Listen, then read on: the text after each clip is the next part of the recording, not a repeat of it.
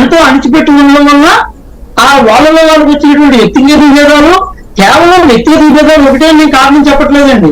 ఇన్ని సంఘటనల్లో ఇన్ని రకాలైనటువంటి కారణాలు ఉండి ఉండవచ్చు. ఏది ఏమైనప్పటికీ కూడా ఎట్టి పరిస్థితుల్లో కూడా డోంట్ ప్రమోట్ అనేటువంటి విషయాన్ని అందరూ కూడా పైనుంచి కింద వరకు కూడా నాయకులు చెప్పారు.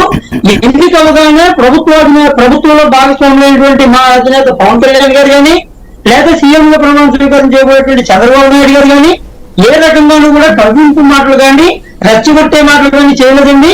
ఎటువంటి ప్రజావేదికలు విధ్వంసం లాంటి విధ్వంసాలు మా దృష్టిలో లేవు. అటువంటి అది కూల్చేస్తాం ఇది కూల్చేస్తాం అనేటువంటి విషయాలను కూడా చెప్పలేదు. అటువంటి సంఘటనలు కూడా జరగలేదు కూడా. అంతేగాని మామూలుగా జరిగినటువంటి ఏంటంటే నార్మల్ ఘటనలు అంటారు, ఈ పెద్ద ఇష్యూస్ కాదంటారు, అంతే కదా.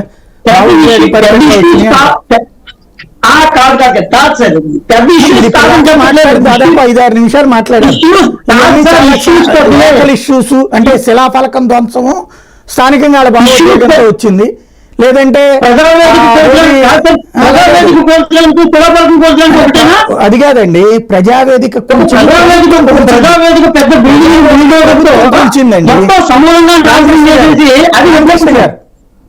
ప్రజావేదిక అనేది రాష్ట్ర ప్రభుత్వం కూల్చింది, ఖచ్చితంగా తప్పని అంటాం, ఎవరు దాన్ని సమర్థించరు. దానికి పర్యవసానం వాళ్ళు చూశారు. కానీ ఇప్పుడు జరుగుతున్నది వ్యక్తిగత దాడులు, వ్యక్తుల మీద దాడులు, అట్లాగే తలకాయలు పగలగొట్టుకోవడాలు, ఇళ్ల మీదకి దాడులు, లేదంటే శిలాఫలకాల ధ్వంసాలు, విగ్రహాల ధ్వంసాలు, చివరికి ఉద్యానానికి సంబంధించినటువంటి అక్కడ ధ్వంసాలు, ఈవెన్ రాజమండ్రి అక్కడ ఉన్నటువంటి శిలాఫలకాల ధ్వంసాలు. ఇవి వ్యక్తిగతమైన భావోద్వేగం, లేకపోతే ఇద్దరు వ్యక్తుల మధ్య ఘర్షణ కింద చూస్తారా, లేకపోతే అట్లాంటిది తప్పంటారా? నేను సమర్థించట్లేదు. మనం చూపించేటువంటి సైజ్ ఆఫ్ మనం దాని సైజ్ అంతే కదా. రైట్. కానీ రైట్ కాదు అలా అది వ్యవస్థీకృతం. అదే వ్యవస్థీకృతం కాదు. ఇది ప్రజావేదిక కూర్చుని వ్యవస్థీకృతం. ఇది వ్యవస్థీకృతం కాదు అంటారా సార్?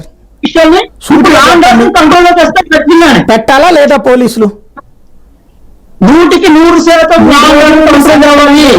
పరిస్థితుల్లోని కూడా